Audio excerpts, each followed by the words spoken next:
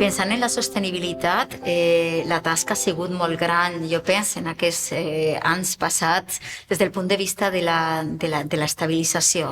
Però com continuaríem? Des del punt de vista que és l'estabilització de les noves generacions, que tenim persones investigadores que són magnífiques, en una qualitat, en unes competències. Com aniria d'ara en endavant aquesta qüestió de l'estabilització dels nous contractes, les noves generacions? Nosaltres hem apostat per l'estabilització i la promoció de les persones.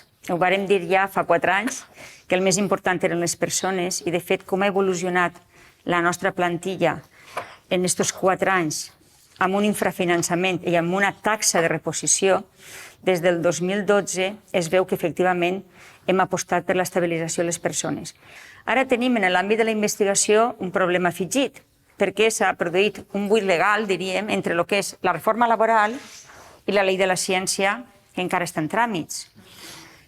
Això deixa en aquest buit legal a investigadors i investigadores que estan vinculats a contractes d'obra i serveis i que ha generat molta incertesa què va passar, què va passar mentre no tinguem la llei de la ciència. Nosaltres apostem per a l'estabilitat, per a contractes indefinits en aquestes persones, que ningú se'n vagi del sistema públic universitari, que se'n vagi a la nostra universitat, per un buit legal que es genera entre una reforma que s'aprova i una llei de la ciència que va un poc retardada. Per tant, jo vull traslladar aquesta estabilitat, aquesta tranquil·litat, perquè ho vàrem fer amb els contractats doctors interins fa 4 anys, ho farem també ara en els investigadors i investigadores que són importants. Nosaltres necessitem rejuvenir la plantilla de PDI i la plantilla d'investigadors i investigadors. Per tant, tenim, com dia el ministre, captar talent i retindre talent. I això implica un esforç i el farem, per suposat. Ens deixes molt tranquils perquè aquesta seria l'altra pregunta, el que vindria ara, davant la nova reforma laboral, de quina manera la universitat treballarà per aconseguir aquesta estabilització des del punt de vista de les noves generacions. Sí, ho vam dir al ministre d'Universitats en la visita que va fer i ho vam dir a la ministra de Ciència en l'últim Consejo d'Universitats. Li vàrem plantejar este tema i este problema que veiem les universitats. La ministra es va implicar en buscar una solució entre este parèntesi i el ministre d'Universitats també. Per tant, nosaltres confiem en que ens dona aquesta possibilitat, que és per la que apostaríem, apostar per contractes indefinits. En el context de l'estabilització, volia saber si la Universitat de València seguirà apostant per els programes d'excel·lència, és a dir, atraient, estabilitzant i també consolidant a tot el personal de programes d'excel·lència com el que és el programa GENT, del qual pertany. Doncs mira, l'altre dia, quan va estar així el ministre d'Universitats, jo li vaig contar la teva història, precisament, perquè com ens havien conegut en un programa també de les províncies, no va ser? I ahir tu, encara que jo sabia que havies vingut pel programa GENT i tal, no sabia la lletra menuda de la teua història, que estaves allí, en 2 xiques menuts, que s'heu desplaçat tota la família així, perquè volíeu tornar a la terra i a l'amor a la terra, també, i li vaig comentar també el que em vaig comentar també en el seu moment, la dificultat de tindre docència per a l'acreditació.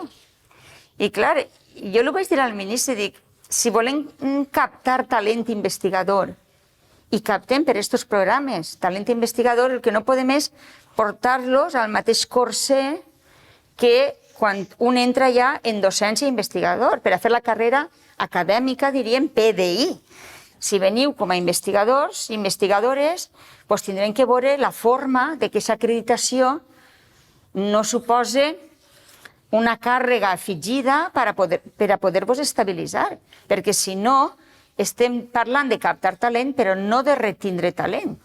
I ell va dir, bé, i això com es podria fer? Doncs té que passar per un reconeixement diferencial dels mèrits. Si s'entra per la via d'investigació, que es reconega més els mèrits de la investigació i que es tingui en compte si hi ha àrees de coneixement en què la docència és més reduïda, com és el cas d'alguns departaments de física, que no tingues que tindre les 500 hores o més per a poder-te acreditar a titular o a catedràtica d'universitat. ho va entendre i fins i tot el secretari general, Pingarrós, va dir que estaven treballant ja en una doble via per a l'acreditació en estos casos i que voldrien que hi haguera pues, com un paral·lelisme entre docència i investigador. Jo des de la CRUE continuaré insistint i ho recordaré, em fa falta al Ministeri perquè estem en aquest grup de treball. És molt important que aquestes coses es controlen bé perquè si no genera de més molta incertesa. I jo també li vaig dir al ministre, dic, nosaltres les universitats no són competitives en els sous, perquè no són competitives en els sous.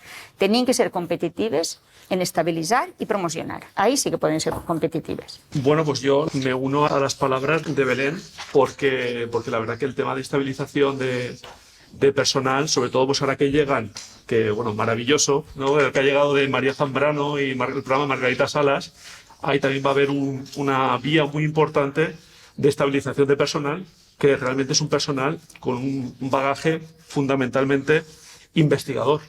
Entonces, claro, ya la verdad que las palabras de la rectora me encantan porque bueno, es una vía de nuestros colaboradores. En mi caso, por ejemplo, sí que yo estoy estabilizado como profesor titular de un funcionario, pero para ellos, sobre todo, pues la verdad que es una vía fantástica de que se puedan estabilizar. Así que súper bien.